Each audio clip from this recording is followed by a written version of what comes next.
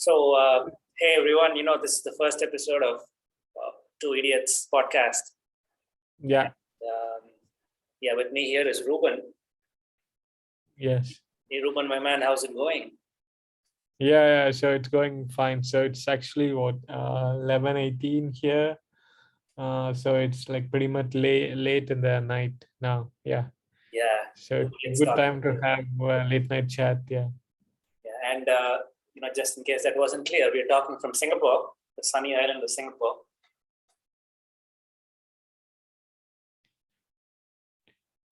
Yeah. So, Ruben, how long have we known each other? What's it now, like? I think we know us for a while, right? So 7 years at least. Yeah. 7 years. Yeah. It's been a while for us. Yeah.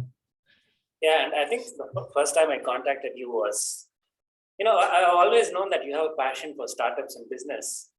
And yeah, you used to keep posting all these, like crazy ideas. I mean, I don't mean that in a bad way, but all these crazy ideas on Facebook. And yeah, I know that you're a big coding junkie and product. unorthodox coding junkie. Yeah, and yeah. I think it was back in 2017 when I reached out to you on Facebook. Yeah. And I was kind of pitching very hard this idea for I don't even remember, it was some sort of safety device for construction sites, but I never saw it too. So basically the idea was, so we did this as a part of an hackathon. Okay. So what we supposed to do is we have to build a smart helmet to protect the construction workers. So that was actually the idea. So what we did was we put all the sensors that we could find in the helmet, and then we actually use Arduino to control the stuff. I'm sorry, use what to control it? Arduino. So it's actually a microcontroller that can talk to all these sensors and give us a reading of the temperature, the accelerometer, the motion. So those stuff. So that was the thing for that particular project. So it was actually usually my hackathons maximum 48 hours. So we will come up with some sort of prototype, to make it work. So that's the thing. But these days, COVID, and then these hackathons are like, it's an experience, right? So you just go there and then you form a team, and then you just work on it overnight. So that's the experience. So online virtual hackathons are pretty much boring. You just talk to each other over Skype or Zoom and then do the stuff, and then you are in your home. You don't get that feeling or motivation. You can't look at what other people are building. So it's all an experience. So we can't have such experience nowadays, with this COVID around. So we miss that kind of lifestyle. Yeah, and I think this was the idea I saw that you shared on Facebook. And at the same time, I was toying around with this idea of protecting workers who work at heights on buildings. Yeah. But unfortunately, I didn't see that through, because as Kevin O'Leary says, a salary is the drug that they keep you from forgetting your dreams. Yes. I think I was very heavily drugged at that point. Yeah, exactly. Yeah. So no matter which idea we pursue, we have to look for the product market fit, right? So do people actually want the idea? And even if they want, are they ready to pay for it? Even if they're ready to pay for it, what is the market size for that one? So these are all the filters that I learned to put these days, for any ideas that I want to work on to build a small prototype, whatnot. So so it's like you get mature over time and then see if any of those clicks. So these days, before we start to work on an idea, we just talk to people first and then see if they are really excited about the idea. They want to work on, consume the outcome of this idea.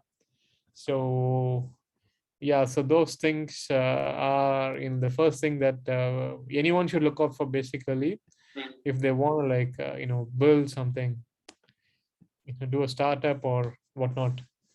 That's a So very good point. If you don't understand what your customers want and need, yeah, and you know the odds that the product or the service will fail are higher, right? So yes, yes, that's an excellent point you brought up. Understand the product market fit, yeah, and that'll help you weed out all the bad ideas. yeah. So the thing is, so for us, if we want to build some product in specific domain. So the thing is, there should not be a bad idea. So we should not have a space to generate bad ideas. Mm. So that's the thing. So it's like waste of resource, waste of everything, even someone's thinking bandwidth. So if you want to do something in some space, first talk to customers. You just go talk to customers, and then have a casual conversation, what all the problems that you face every day. Mm. And then from there you start to narrow down on what a product you want to build, and then is there a need for that customers, for that particular idea that you're working on. And if you see majority of people are interested in a solution based on your idea, then we build a mock-up, the prototype. It can be a PowerPoint. Mm. So it can be a PowerPoint, it can be any of those quick prototype tools, and Absolutely. then just show them, okay, so this will be the application is going to look like, or the product is going to look like. And then if they are like, yeah, okay, so this will actually help us to save time or save cost or whatnot, then it's good for us to go and invest some engineering resources to build the product. Else it's just a waste of everyone's time and resource. So yeah, so this is my approach towards building anything these days. So if we have anything in mind, just go talk to people before we put any resource on working on the idea. Yeah. Big companies do this too, Ruben. Like for example, at P&G, they want Yeah. to come up with a new shampoo, right? Yes, Even yes. though they're a massive brand and they have very strong mind share in the minds of customers, Yeah. they just don't jump into a new product offering. They actually talk to. I mean, they have these focus groups to test Yeah. out products, Yeah. and these people in the focus groups, they let's say P&G is launching a new organic shampoo, right? Yeah. Which can combat dandruff. Yeah. So they'll assemble like a team of 15, 20 focus group participants, and they'll Yeah. have these people use the shampoo for like a couple of weeks, and Yeah. they'll kind of ask these people to give feedback to P&G, and then they'll Yes, yes. kind of play Yeah. around with the product, tweak it, Yeah. close any gaps that focus group points do, and that kind of Yes. increases probability of success. So Yes, yes, definitely. Yeah. I mean, if a company like P&G or I don't know, General Motors is doing a focus group, Yeah. then a startup has to do it, right? Because Yeah, of course. Else it's just short yeah, term. why more startup fails? Yeah, the first one is the major things, if you have to list down few major stuff. Mm. The one is they fail to achieve the product market fit. Product They market. don't, yeah, they don't build something that people want, even if they have an idea that's good enough. So the next step is the resource to build it. So the engineering resources, how to focus and invest on building right stuff. So that's the second thing that early stage startup lacks, because they don't have funding to do it. So once these two are there, you don't have to have funding, but you have to have a strong founding team where people can spend the extra time to build the product to certain level. And then we can convince, we can talk to users, and then if they are really excited, so next step we can approach investors to fund the idea with the outcome that we had so far. So that should be the approach, I mean, in the long run. But the main thing is the product market fit, and then ability to build the product within your founding team. Mm. So if you were to outsource the product development somewhere, so it's going to cost a lot of money. And then at the startup, you should be flexible for a lot of iterations. So you have to, iterate over and over again. Your Yeah. customer gives feedback, valuable feedback. You should be able to tweak it within short period of time, and then take it back to people, and then make them happy, and then make them your customer, free customer first, and then get them to pay. So, and then we can see there is like a room for success. So even if you have a good idea, but you can't convince people to like join the teams, and then it will end up in the closet. The idea is going to end up in the closet. Yeah. So Can you think yeah. of any, I'm just wondering, are there any popular examples of products that failed because they didn't achieve a product market fit, as you call it? I mean, we can start from the biggest, the closure of the year, right? We are only 6 days into the New year Year. 2022, so the BlackBerry is closed down. They So did. BlackBerry is no more. Yeah, it's no more. Is that right? Yeah, you can just Google. Oh, wow. Okay. So Yeah, I didn't know about that, man. That's a revelation. yeah, Wow, it's an end of an era, right? yeah, it's an end of an era. I thought they had made a successful pivot into software. That failed as well, is it? Yeah, not sure, but their phones are no longer supported. Oh, okay. Yeah, officially completely shutting down. BlackBerry officially. I'll share my screen so that we Yeah, can go just for it. have a look at what we are actually talking.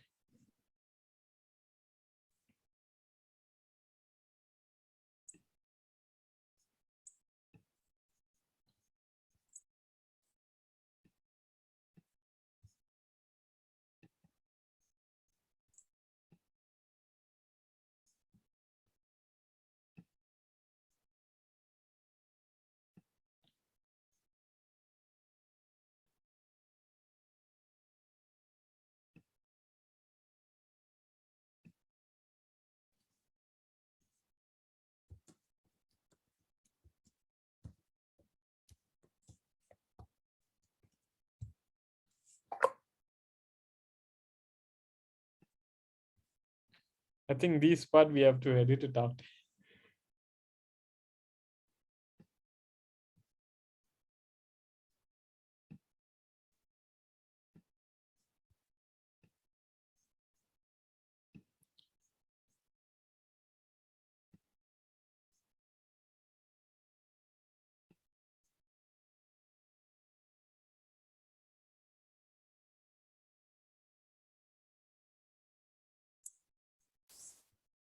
Yeah, while you're doing a search, I'm doing my own search. Actually, I'm trying to share the screen, but Oh, you're not able to if you share can it? share, you can share. I mean, yeah. You're not Share able to screen. share, is it? Yeah. Okay. Hang on, let me share my screen. I'll just drop the link in the. Yeah, go for it. In the chat, right? Yep.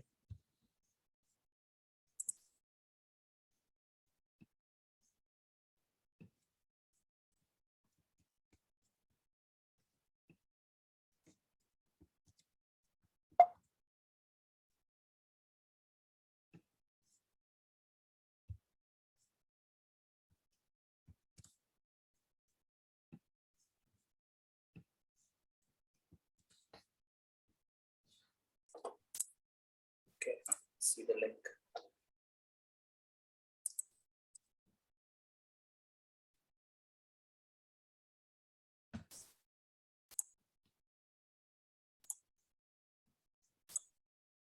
Off the top of my head, while I'm just sharing this, off the top of my head, can actually think of. There was this product from Coke called New Coke. Yeah. I think it was way too sweet for consumers. So, can you see my screen? Yeah, I can see. Yeah. Okay, there we go. BlackBerry is shutting down. It's the end of the meeting. Okay, so what happened in the case of BlackBerry? I mean, they started out complacent, a bit arrogant when Apple launched their product. Yeah. Then, yeah. So, I mean, right, the operating system, and then the open source world where developers from all over the world contribute to enhance the user experience of the devices. Okay. Utility value of the devices. So, Android and iOS, took a big chunk of the market share. And after that, these guys, failed to adapt, and then, slowly, just like Nokia, right? So they Yeah. slowly, even, I mean, the utility value of the phone actually goes down, when you don't have a lot of apps on your phone, that keeps you entertained or add value to your everyday life. Yeah. So that's the thing. Yeah, I think this is a very interesting example, Ruben, because when BlackBerry started out, I think they did achieve some form of some sort of product market fit, because their phones were like de facto, Yeah. portable business machines for businessmen Yeah. because of the ease of, Yeah. how you could like receive and send emails, right? Write an email. Yeah, but So we wear cool shoes, we wear shiny, we wear cool suits, we wear shiny shoes. We wear the BlackBerry boys, right? It was exactly. yeah, it was the advertisement song. I can still remember that. It was a long time back. Oh, I can still remember. for the ad jingle. So Yeah, you're right. yeah, And so yeah, and I think what happened in the case of BlackBerry is they did achieve product market fit, but then Apple came along and they actually yes, changed the market in a huge way. So yes, the previous product market fit did not work anymore, and yeah, like you pointed out, BlackBerry got complacent. yeah, The leadership thought, okay, we'll kind of operate in our own niche. yeah, We don't need to evolve. yeah, And that product market fit that they had maybe in the early 2000s, it kind of became obsolete. yes, yes, Yeah, it wasn't relevant anymore. yeah, With all the apps and the endless possibilities with yeah, iOS and Android, there yeah. was a place for BlackBerry in the smartphone ecosystem, right? Yes, yes, yes. So I mean, this thing applies for pretty much anyone who want to get into business, right? So Absolutely. you have to like stay competitive in the market. You have to Keep evolving. talk to your customers once in a while, and then see what do they feel about the product. So basically, these days, if I'm thinking of doing something in the field, so I'll just look at the existing competitors, and then I'll just go look into Google or Instagram or Facebook, any of the social media presence, and then read the issues these guys are facing. What's the engagement from the customers like? Mm. So if you look at, I'm not sure if we could name those companies here, but if some of the companies, they get really bad reviews from the customers because they piss them off.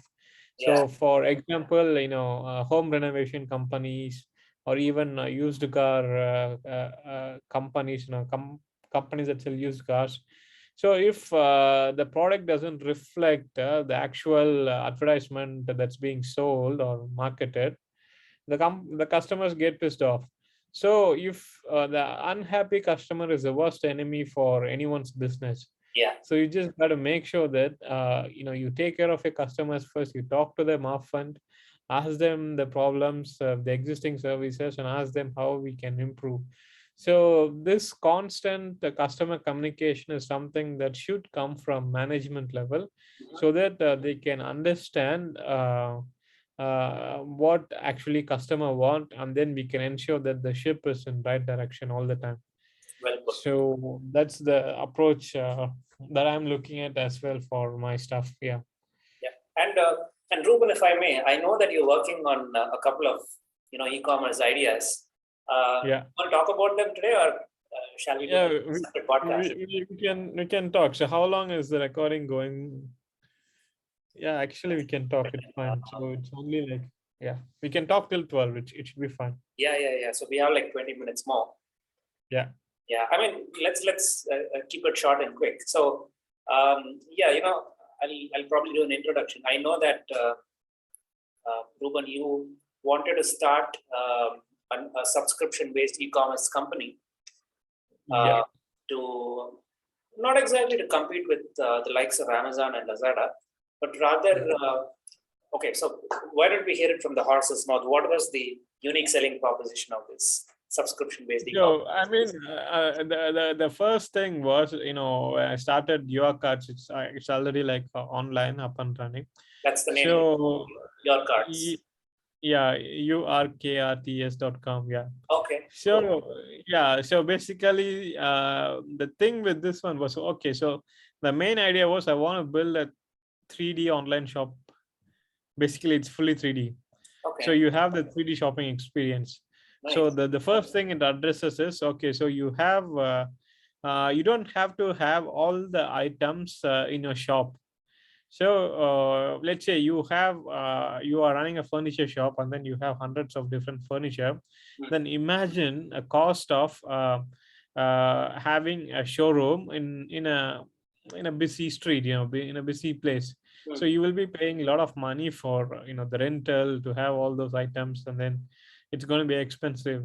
Yeah. If you're a rich company, you can actually afford to do that one, so you could expect equivalent return on investment. Yeah. But let's say that we just try to reimagine these metaverse gaming, 3D gaming, and all these things are coming up. So let's just try to reimagine. So let's say you have 500 items, and then you are renting a big shopping space to like showcase these items. Now you just cut them into a half or one quarter. You still have a showroom, but you just give your users a VR experience or 3D experience through mobile application or augmented reality or virtual reality. So the customers still get to experience the product in the same way with virtual reality experience, but in the meantime you are actually saving on your rental. Okay. You don't have to have a huge Upfront. yeah You don't need to floor pay space people to yeah come yeah in the shop, right? Like yes employee people class. still come to your shop. You give them the VR experience. It could be on their phone, or it could be through VR goggles. We have a lot of technology in the field. And then you could also bring in online customers. When once you take your entire inventory and design your store in a 3D space virtually, so you could actually give them that experience as well. So that was the initial idea. That's the main reason why I started this e-commerce stuff. So the basic building blocks of this e-commerce is you have to have an inventory management system, Yeah. payment system, and then the shipping part based on from where the user makes a purchase. Okay. So, but when I want to focus on this, providing this 3D experience, I'm limiting my customer base to what are all the products that can be converted into 3D.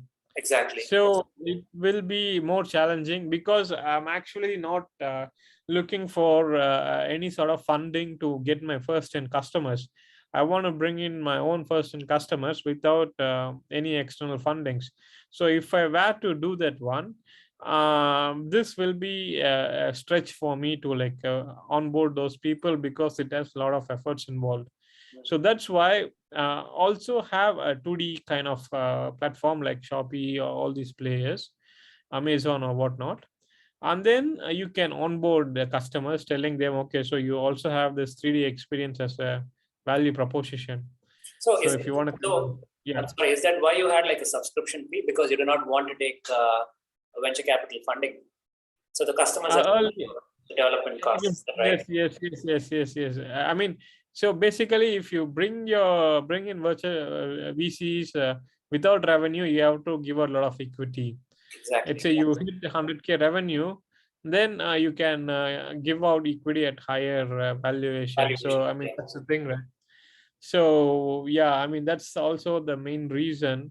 Mm. uh, so now so the pivot now is, so okay, so it's actually you talk to people, pitch the idea to people, and then see if they want, and then look at the effort that's involved in doing it, and then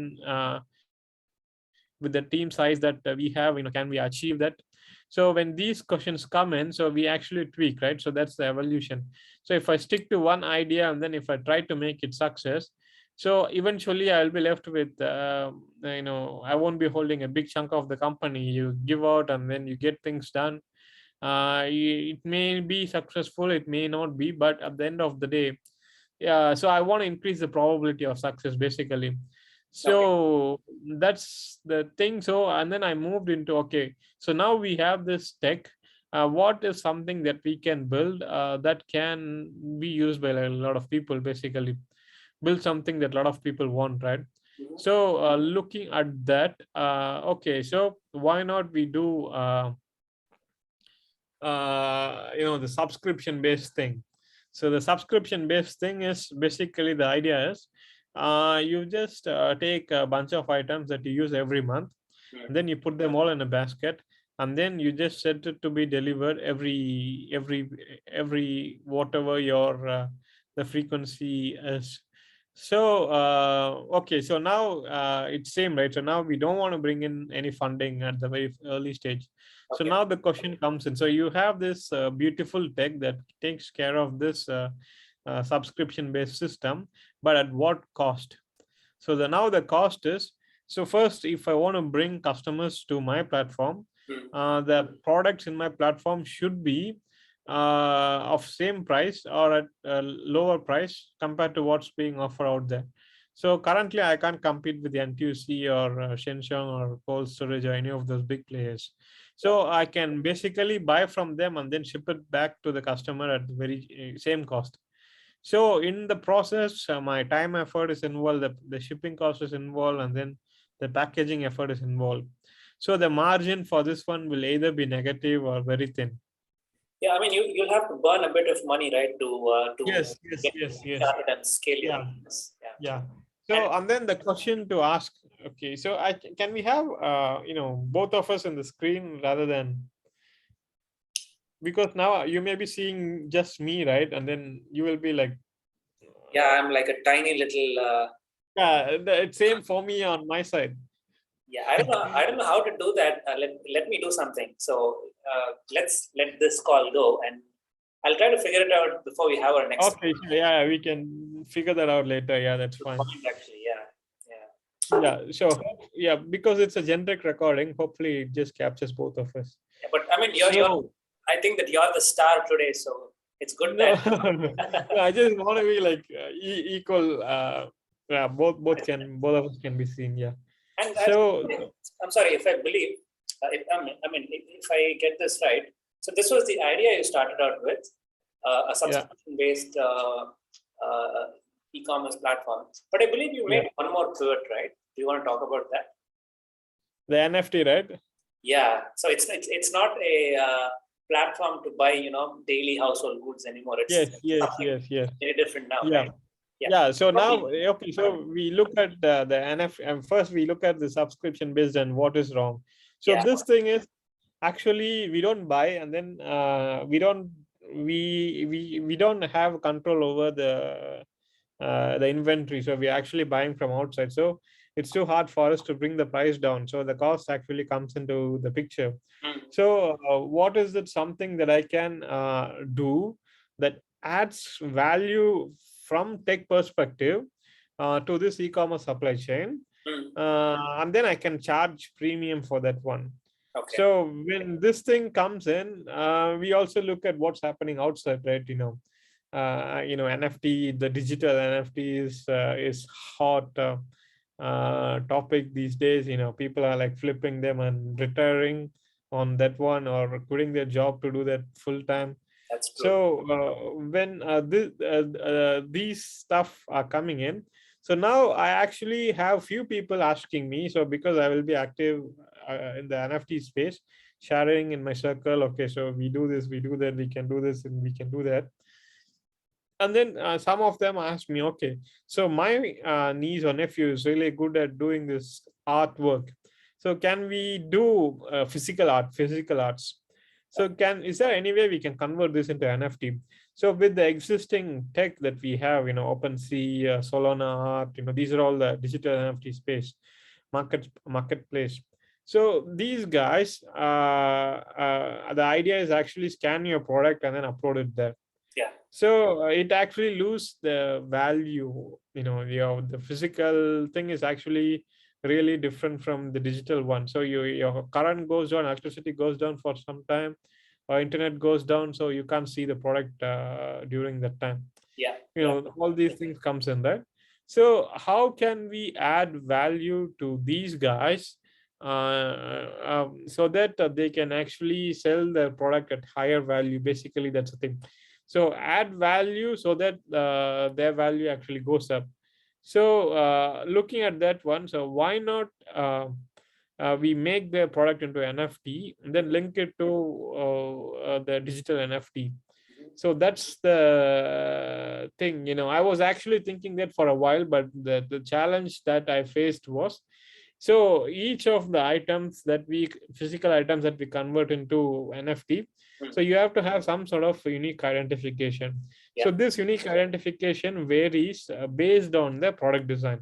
Yeah. So if you are doing a shoe, you will have certain type of identification system. If you're doing art, it's a different kind of identification system. Yeah. So looking at that, it's a lesser challenge, not so big a challenge compared to what I was exploring earlier. Okay. So just do this one. So it also adds value to the people who want to sell stuff, and then it's also easier in the sense it's relatively less easier for the company. Yeah, and honestly speaking, I actually like the latest pivot much more than the idea that you were talking about earlier. Like a subscription-based e-commerce business for general goods and groceries, right? Because think about it. You'll get crushed by the likes of Amazon or Lazada or Shopee. And for those listening in from outside of Singapore, from other parts of the world, Lazada and Shopee are local homegrown businesses similar to Amazon and Alibaba. Someone with the balance sheet of Lazada or Alibaba, right, or Shopee, they can easily crush you. They can just start a 3D based platform which shows goods and products overnight, and you get crushed by them, right? Yes. Yeah, so truth be told, I like the latest. The 3D stuff is still difficult because even if they enable the platform, the items that are being sold there should be scanned, and then you have it's actually a 2D game to 3D game. That's a tougher part, but not all the items. Maybe 10% of the items sold in Shopee can be converted into 3D. That's right. So but probably I will explore that idea, but once we achieve certain stage where we can have some bandwidth in terms of money to explore those kind of stuff. We already have some sort of prototypes. And correct me if I'm wrong, Ruben, I think you're still in the process of exploring the product market fit for your latest idea, yes, exactly. And you're also thinking about ways to scale it and grow revenue. So I'm looking forward to hearing more about how the idea plays out and shapes up in future podcasts. Sure. We can actually talk about it.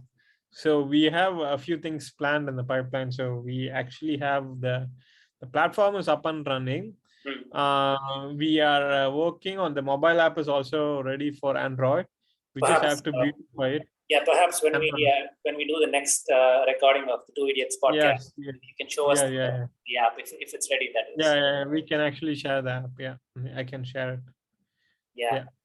Sounds wonderful. Yeah, I'm really looking forward to how this pans out. Sure.